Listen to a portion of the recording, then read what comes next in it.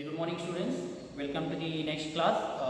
So we are dealing about the introduction to the history in the previous classes, right? What we have learned in the introduction of the previous history classes. So we have seen what is the meaning of history. History is nothing but it should have a valid time, details, and location. That is nothing but a history. If it is said like just like a story, it is not an history. History should have an evidence, right?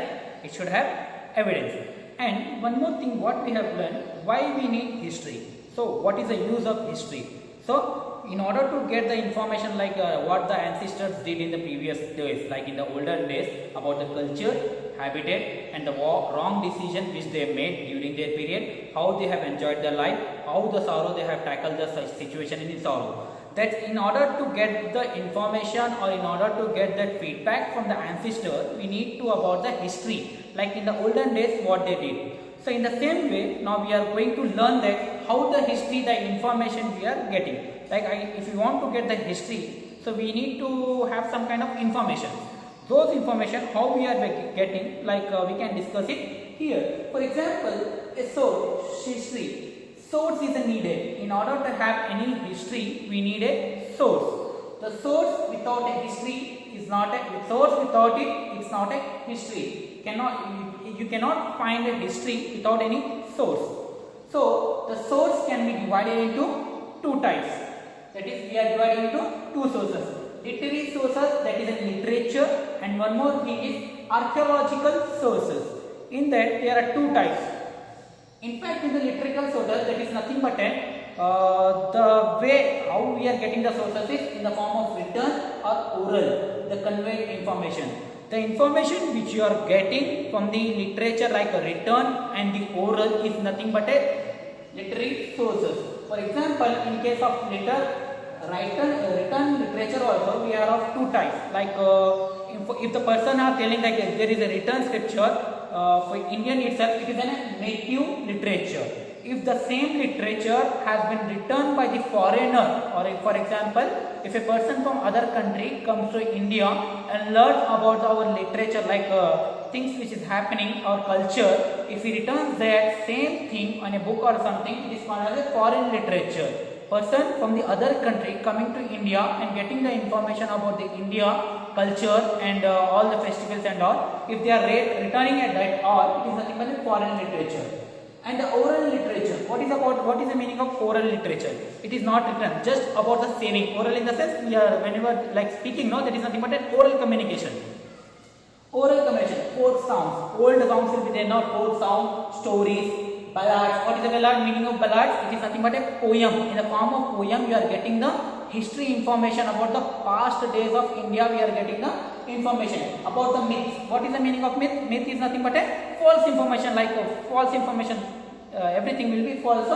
And about the legends, like previous hero, like Aurangzeb and all. Everything we are getting the information in case of history. And the same. What about the archaeological sources? Archaeological sources is nothing but before that archaeological sources, we should know about the excavation. What is the meaning of excavation? Excavation.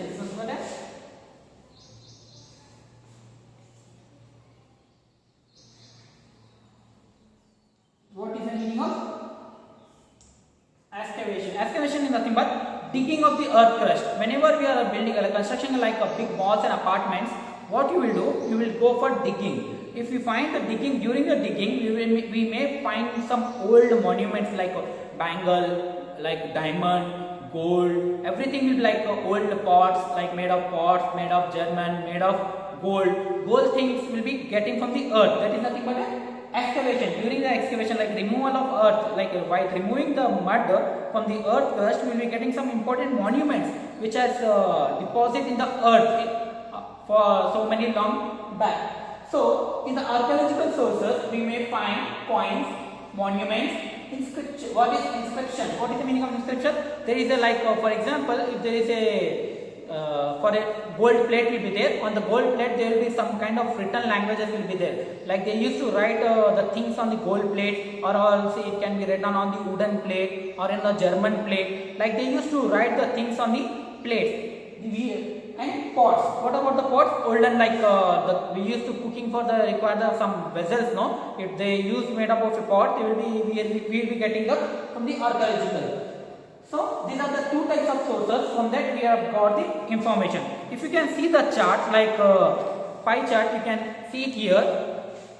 Like what are the source of history? First one, we are getting the literary sources. In that we have written literature as well as oral literature. If we come across the archaeological sources, again we have in a written language native literature, foreign literature.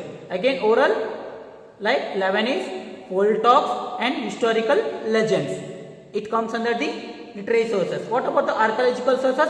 Monuments, coins, inspections and other arched legend remaining. Like what are the remaining ruins? This will come under the archaeological sources. Now, what happened? The Europeans came to India. They introduced the India as follows. How they have introduced like history. When the Europeans come to India, that is nothing but if they are written, that is nothing but a foreign literature. If the foreigners comes to India and write about the India culture and activities, that will come under the foreign literature. They used to write the literature, that is nothing but a foreign literature. Like for example, India had the knowledge of history in the form of Puranas and myth. Puranas. In the form of Puranas. We have a history. Indian history is present in the form of Puranas and myth. So, but was different from the European model of a constructing history. What about the Indians were doing the depends upon the Puranas, but the European what they decided to construct their own history. That method was bit different. Among them, first was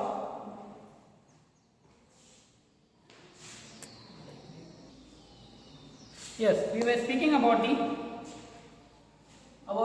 like how the European countries like foreigners came to India and they returned the literature. First we will speak about the Joseph Priestley. He came in the year 16th century. What he made a standard outlook and a systematic study of understanding the lifestyle of Indians. So he had outlook all the systematic way of how the Indians are living and how they are surviving in the culture and all. They have written in the same thing. Next one more thing. Heinrich IV, he was settled. He came from the European country and settled in Agra. So what he did, he translated the Sanskrit grammar into Latin language. He translated Sanskrit. So what he did, Heinrich IV, he translated a Sanskrit grammar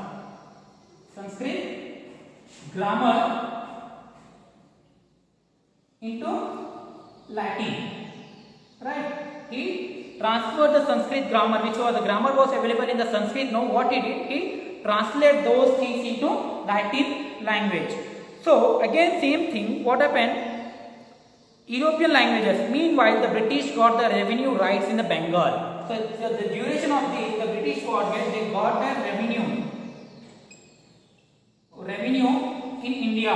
The British got revenue land in India. Meanwhile, officer tried to understand. So what happens when they got the revenue like ownership, the British thought to try to understand the culture of the Indians and try to understand the society feelings and all. So what they did, they tried to understand the history, tradition, custom, values, everything they tried to understand in order to get the revenue.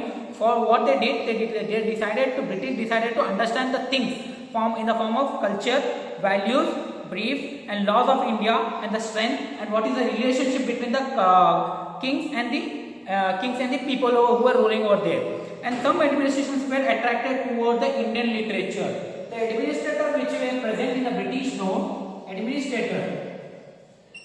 administrator who were present in the British what they tried to implement the culture event which are present in the Indians in order to get the revenue from the people or from the kings and all. So as a result, what happened? Manusmriti, Bhagavad Gita and other literary work were translated into English. So what they did, they translated Manusmriti and Bhagavad Gita were translated into English. Why? In order to understand the culture and habit of Indians. Why?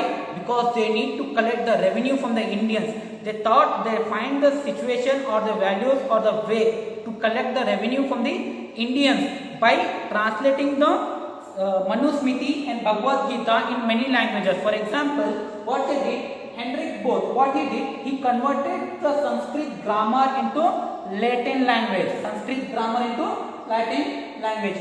Many foreigners came to India. What they did, they translated in our what were the like Sanskrit, Hindi, Kannada, Tamil. That was the languages written script. No, they converted into their own language, in the English language, in order to better understand the situation of India, so that they can get the administration or the revenue. Revenue in the sense they get the money in the form of taxes and all they used to get from the people. So the most advantages for the Europeans, like they like overall they grab the information like culture, habit from the Indians and converted into their own language. That is nothing but a foreign literature. The returns which are made by the foreigners, the literature, the things which they return, no, that is foreigners, those content is called as a foreign literature.